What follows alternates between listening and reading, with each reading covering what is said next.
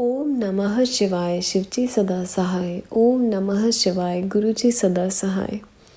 आज हम तीसरा अध्याय सुनेंगे जिसका शीर्षक है नारद जी का गर्व खंडन।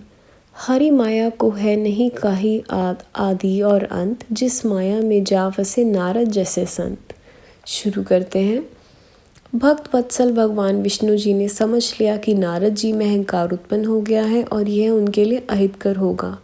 अस्तु अपने भक्त के कल्याण की कामना से प्रेरित होकर उन्होंने नारद जी के अभिमान को दूर करने का निश्चय किया और नारद जी के जाने पर उन्होंने अपनी प्रबल माया रची। नारद जी को अपने मार्ग में एक अभिराम नगर मिला। शील निधि नाम के राजा का वह राज्य था। शील निधि की एक कन्या थी जो अत्यंत सुंदर और गुणवान थी। उस दिन उसका स्वयंवर था और दूर दूर के राजकुमार उसको प्राप्त करने के लिए आए हुए थे। खूब चहल पहल थी। नगर को विविध प्रकार से सजाया गया। यह देखकर नारद जी राजमहल की तरफ हो निकले। देवर्षि नारद जी को देखकर राजा ने उन्हें प्रणाम किया, राज सिंहासन पर बिठाया, विधि पूर्वक अनेक प्रकार से उनका स्वागत सत्कार किया।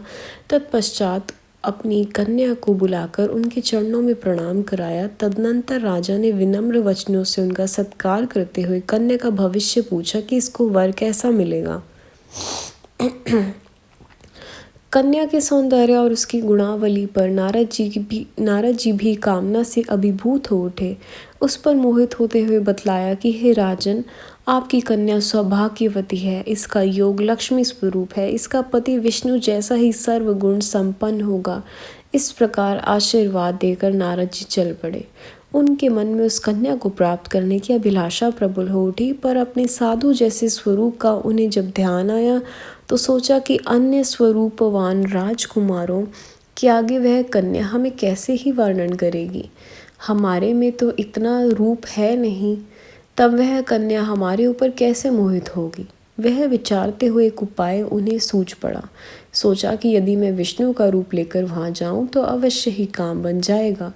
जय श्री हमें छोड़ किसी को मिल ही नहीं सकती। ऐसा सोचकर वह विष्णु लोक में पहुंची और भगवान विष्णु से सारा हाल कह सुनाया कि मैं चाहता हूँ कि उसका विवाह मेरे साथ हो, इसलिए आप कृपा कर अपने स्वरूप मुझे प्रदान कर दीजिए जिससे मेरा काम बन जाए।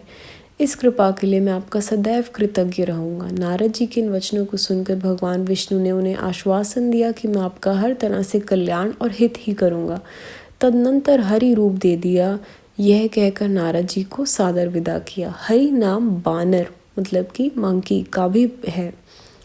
भगवान ने उन्हें वानर रूप उसके वास्तविक कल्याण की कामना से प्रेरित होकर दिया था। जिस प्रकार वैद्य रोगी के हित के विचार में कड़वी औषधि भी निसंकोच देता है।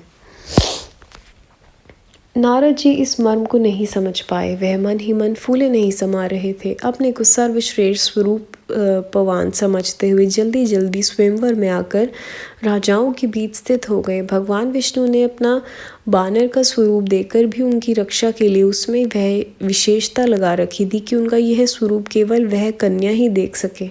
सभी को वह अपने ऋषि स्वरूप में ही दिख रहे थे, परंतु वहाँ पर दो रुद्र गुण ब्राह्मण रूप में बैठे हुए थे। वह इस भेद को अच्छी तरह जानते थे। कुछ समय के बाद राजकुमारी अपनी जयमाला लिए आ पहुंची। नारद जी को बानर की शक्ल देखकर उसे खींच हुई उनके पास भी नहीं आई। वो अपनी योग्यों से कोई नहीं दिखाई दिया। वह उदास सी हो गई। लेकिन इसी बीच भगवान विष्णु जी राजा के रूप में यहाँ पहुँचे। उनका विष्णु रूप और किसी को दिखाई नहीं देता था, केवल कन्या ही देख सकती थी। भगवान विष्णु जी के परम सुंदर अभिराम स्वरूप को देखते ही उसने अपनी जयमाला उनके गले में डाल दी। भगवान विष्णु भी उस कन्या को लेकर अंतर्ध्यान होकर अपने लोक को चले गए। नारद जी और दूसरे राजा निराश होकर चले गए। ब्राह्मण रूपधारी उन दो रुद्रगणों ने आकर नारद से हंसते हुए कहा कि हे मुनि, आप वानर की शक्ल पर किस प्रकार सुंदरी को पाने की अभिलाषा कर रहे थे। नारद जी चौंक पड़े। उन्हें विश्वास नहीं हुआ, पर जब दर्पण में अपनी शक्ल देखी तो शर्म से उनका बुरा हाल हो गया। वे मन ही मन भगवान विष्णु पर बड़े क्रोधित हुए और साथ ही उन दोनों रुद्रगणों पर भी। क्रोधित होकर हंसी उड़ाने के कारण उन्हें राक्षस हो जाने का श्राप भी दिया। संगत जी, तीसरा अध्याय यहाँ समाप्त होता है। जो भूल चूक हुई हो प्लीज़ माफ़ करना। अगला अध्याय अगली वीडियो। ओम नमः शिवाय।